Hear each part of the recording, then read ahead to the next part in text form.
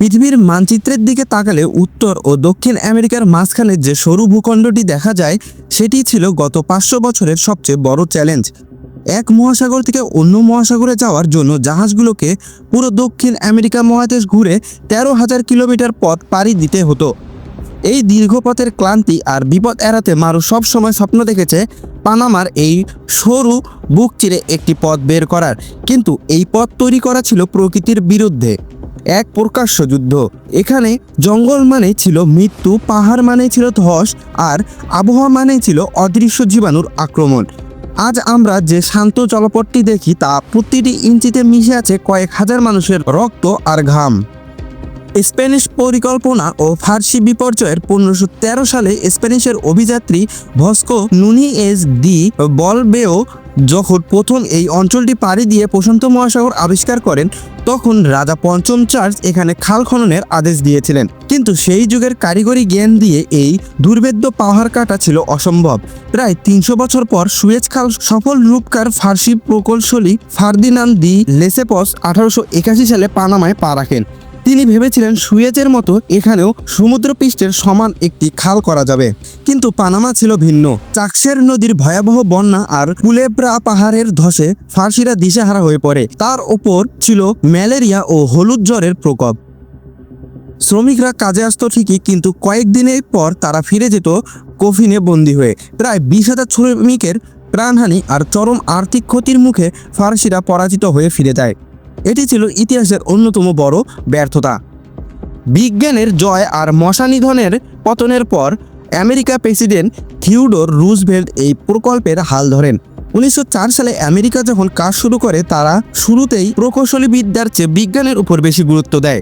Doctor William গোর্গাস বুঝতে পেরেছিলেন এই খালের আসল শত্রু পাহাড় নয়, বরং ক্ষুদ্র মশা। তিনি পুরো পানামা অঞ্চলকে মশা নির্মূলের এক বিশাল অভিযান নামিয়ে দেন। জঙ্গল পরিষ্কার করা, নর্দমা ভরাট করা এবং ঘরে ঘরে নেট লাগানোর মাধ্যমে তিনি মরণঘাতী হলুদ জ্বরকে নিয়ন্ত্রণে নিয়ে আসেন। রোগমুক্ত হওয়ার পর শুরু হয় মূল খনন কাজ। প্রধান প্রকৌশলী জন স্টিভেনস এবং পরবর্তী জর্জ গোথেলস এক অভাবনীয় পরিকল্পনা করেন। তারা সমুদ্রপৃষ্ঠের সমান খাল কাটার বদলে পাহাড় থেকে পাহাড়ের উপরে জাহাজ ওঠানোর লক সিস্টেম বা জলকপাট ব্যবস্থা গ্রহণ করেন। এই প্রকল্পের সবচেয়ে ভয়াবহ অংশ ছিল কুবরেলা কাটা। একটা আস্ত পাহাড়ের বুক চিরে খাল তৈরি করা ছিল মানুষের অসাধ্য সাধনের মতো। হাজার হাজার টন ডিনামাইট ফাটিয়ে পাহাড় গুড়িয়ে দেওয়া হতো। বিশাল বড় বাষ্পচালিত ক্রেন এবং ট্রেনের মাধ্যমে সেই মাটি সরানো হতো। একই সাথে চাগরেস নদীর ওপর বিশাল বাঁধ তৈরি করা হয়, গাতুন লেক, যা তৎকালীন বিশ্বের বৃহত্তম কৃত্রিম হ্রদ। এই হ্রদটি সমুদ্রপৃষ্ঠ থেকে 85 ফিট উঁচুতে অবস্থিত। এখন বড় প্রশ্ন ছিল, জাহাজকে এই উচ্চতায় তোলা হয় কিভাবে? এর সমাধান তৈরি করা হলো বিশ্বের শ্রেষ্ঠ প্রকৌশলী বিষয়, লক সিস্টেম। এটি এমন একটি পদ্ধতি যা শুধুমাত্র পানির চাপে মাধ্যমে কোনো পাম্প ছাড়াই বিশালাকার জাহাজকে লিফটের মতো উপরে তুলে দেয় এবং অন্য প্রান্তে নামিয়ে দেয়। উদ্বোধন ও মালিকানা হস্তান্তর অধিকারের লড়াই 1914 সালের 15ই আগস্ট প্রথম জাহাজ হিসাবে এসএস অঙ্কন আনুষ্ঠানিকভাবে পানামা খাল অতিক্রম করে। এর ফলে নিউ ইয়র্ক থেকে সান ফ্রান্সিসকোর দূরত্ব অর্ধেক কমে যায়। তবে এই খালের পূর্ণ নিয়ন্ত্রণ ছিল আমেরিকার হাতে। পানামার মানুষ মনে করে দীর্ঘদিনের ক্ষোভ ছিল যে তাদের মাটির ওপর দিয়ে যাওয়ার খালের লাভ অন্য দেশ নিয়ে যাচ্ছে। দশকের পর দশক আন্দোলন এবং রাজনৈতিক টানাপোড়েনের পর 1977 সালে এই চুক্তি স্বাক্ষরিত হয়। অবশেষে 1999 সালের 31শে ডিসেম্বর রাতে পানামা তার নিজের খালের পূর্ণ নিয়ন্ত্রণ ফিরে পায়। এটি ছিল পানামার মানুষের জন্য এক ঐতিহাসিক বিজয়। সম্প্রসারণ ও বিশ্ব বাণিজ্য একবিংশ শতাব্দীর এসে জাহাজগুলোকে আকার দিন দিন বড় হতে শুরু করে।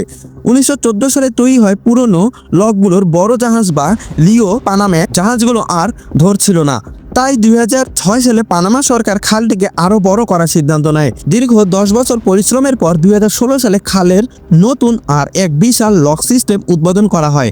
বর্তমানে এই খাল দিয়ে পৃথিবীর মোট বাণিজ্যের 5% সম্পূর্ণ হয়। এটি শুধু একটি জলপথ নয়, এটি পানামার অর্থনৈতিক প্রাণভোমরা।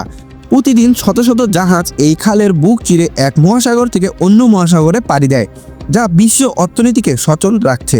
পানামা খাল নির্মাণের এই 90 বছরের ইতিহাসে আমরা যা দেখি তা হলো মানুষের অদম্য ইচ্ছাশক্তির জয়গান। এটি আমাদের শেখায় যে প্রকৃতি যতই নিষ্ঠুর হোক, মেধা আর ত্যাগের মাধ্যমে তারা জয় করা সম্ভব।